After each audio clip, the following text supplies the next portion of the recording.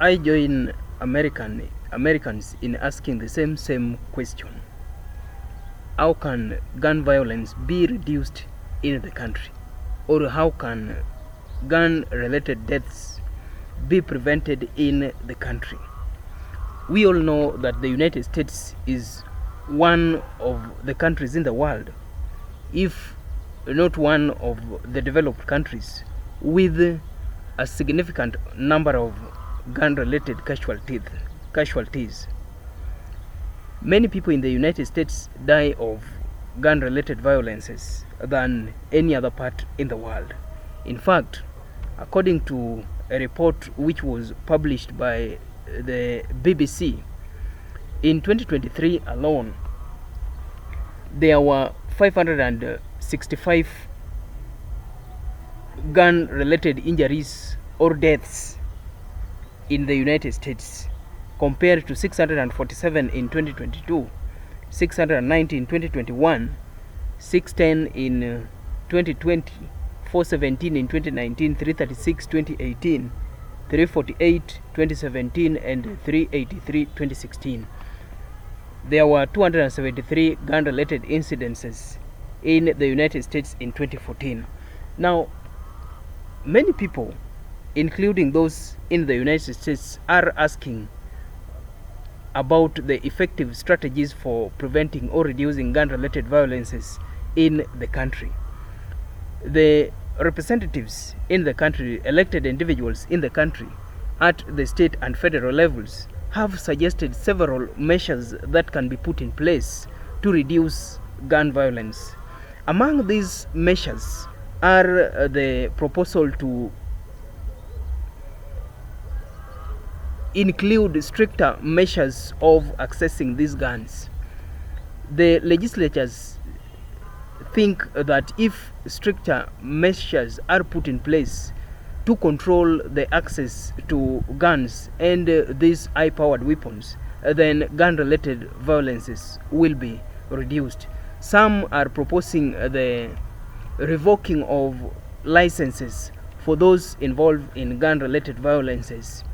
And to some extent, these proposals can be effective, but I believe that when we look at the case of the United States and the state of gun-related violences in the country, I don't think that issues of making it difficult for people to access guns, maybe by increasing the prices or by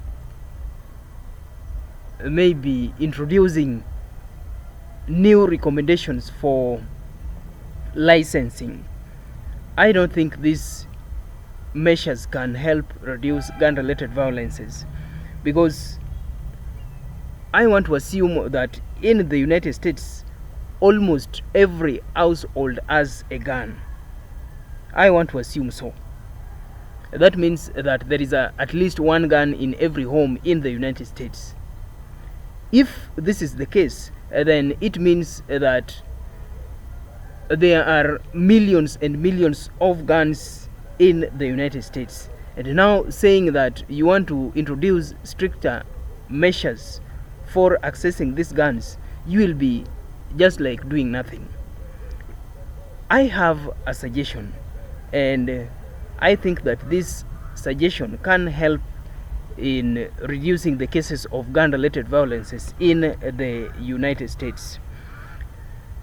If you read all these incidences of gun-related violences and mass shootings in the United States, there is one thing which is common, and this is mental health. If you assess the offenders involved in mass shootings or these gun-related deaths, you will find that these offenders are either suffering from mental health issues or they have their own sources of stress.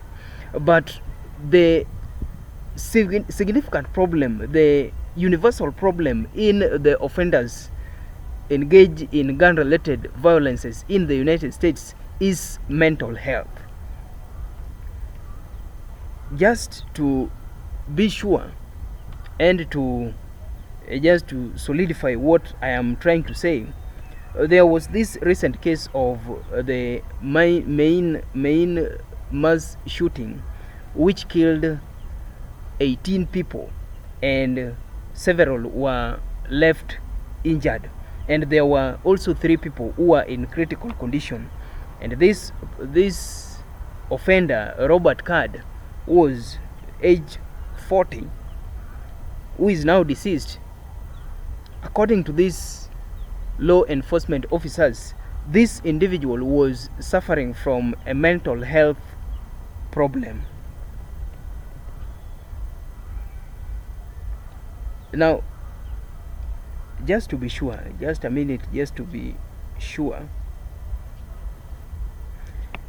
according to a report which was published regarding the offender, who was Robert Card, aged 40, in Maine, the officials said that they added he was known to have undergone mental health evaluations, though Commissioner Sauchak clarified that he had never been forcibly committed for treatment. Now, that is what I am trying to talk about. The recent case of Maine shooting, the offender, who was known as there is Maximum Son. This offender, according to these officials, was suffering from a mental health problem.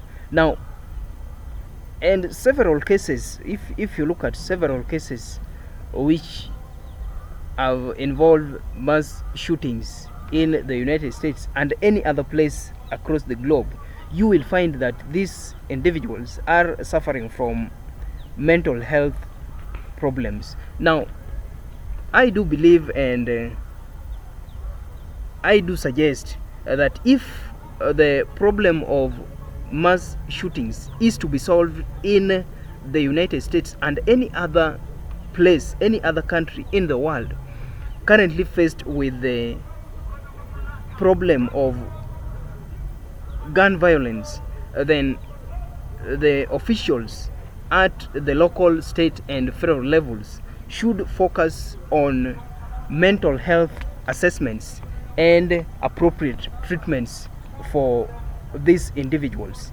If this is done, then I think that the officials will be addressing the source of the problem. The source of the problem in many of these cases is mental health, and mental health sometimes leads these individuals to engage in gun violence. I have given the practical case of Robert Card, who was recently involved in Maine shooting and the death of 18 individuals and the wounding of over 50 individuals, with 3 currently in critical condition. This individual was suffering from a mental health problem. Now, I believe that if the state and federal governments invest in mental health care, diagnosis and treatments for mostly veterans, because Robert Card was also, let me say, somehow dealing with veterans. These individuals undergo a lot of stress, and these individuals undergo a lot of trauma. To some extent, they need treatment and they need counseling, and to some extent, or unfortunately, they do not find these services that they require, leaving them to fight mental health disorders, problems alone. I believe that the state and federal governments in the United States and anywhere in the world currently faced with the problem of gun violence should focus on addressing mental health issues, because mental health issues mental health disorders are the primary cause of these gun-related violences. Mental health issues, mental health disorders cause many of these gun-related deaths. And if the state and federal governments invest in mental health care, then I believe that a practical solution and an effective solution for the current problems facing the United States and any other part of the world will be found. State governments, federal governments must invest in mental health care, and they should widen and increase accessibility to diagnosis, because you will find that most people do not have access to mental health treatment because of the existing measures, existing structures and frameworks for diagnosis and accessing healthcare treatment. I think that the government, the state and federal governments should ease access to healthcare, mental health care services. They should ease and remove the barriers which may prevent these people from being diagnosed, because the first step in mental health treatment is diagnosis. And if these people do not access these facilities to be diagnosed, then it is possible that they will not be treated. The first step should be opening up or removing barriers that may prevent these individuals from accessing diagnostic services. And after removing these barriers, then more facilities and more investments should be made in treatment services. As I have said, introducing more licensing requirements and maybe restricting access to guns and high powerful guns will not solve the crisis, the current crisis in the United States relating to gun violence, because as I have said that almost every home in the United States has a gun. And if almost every home in the United States has a gun, that means that gun presence in the country is uncontrollable. It cannot be controlled now. It is at its highest levels, and nothing can be done. When you talk about controlling access to, then that is not possible now. That was possible before the mass proliferation of guns in the country. Currently, the guns are there, and almost everybody has a gun. And now, controlling access will not work. We must find underlying factors that cause these violences. Guns are not the problem, but people are the problem. I think that the authorities should understand. Guns are not the problem.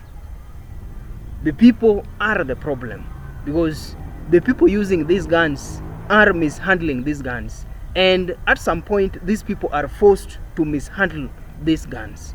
And these factors forcing them, one of the main factors forcing them is mental health. And if this main factor is addressed, then I believe that the problem of gun violence shall be solved forever in the United States and any other place in the world. If the United States government is able to fight and solve the mental health crisis in the country, then I believe that the problem of gun violence will be solved forever, because gun violence is a matter of behavior. It is simply a matter of behavior. It depends on an individual's behavior. I can have a gun, but I decide to use it responsibly, and another can have a gun and decides to use it irresponsibly. Then it remains a matter of behavior. You have the gun, and how do you use it? How do you handle it? Do you use it for self-defense, or do you use it for provoking others? That is the same case in the United States. Guns are there, and those who possess these guns are misusing these guns. It is all about behavior. If we can control the behavior of these individuals holding guns, then that means that we can control the gun violence crisis in the country. Mental health issues are the primary cause of misbehavior with guns in the United States and any other place in the world, because according to the research which has been conducted by these authorities at local, state and federal levels, it is clear that mental health issues are the contributing factors to these gun violence cases. These individuals engaging in gun violence are at one time, or may have at one time been diagnosed with mental health disorders, or at the time of engaging in these violences they might have been undergoing treatment for mental health disorders.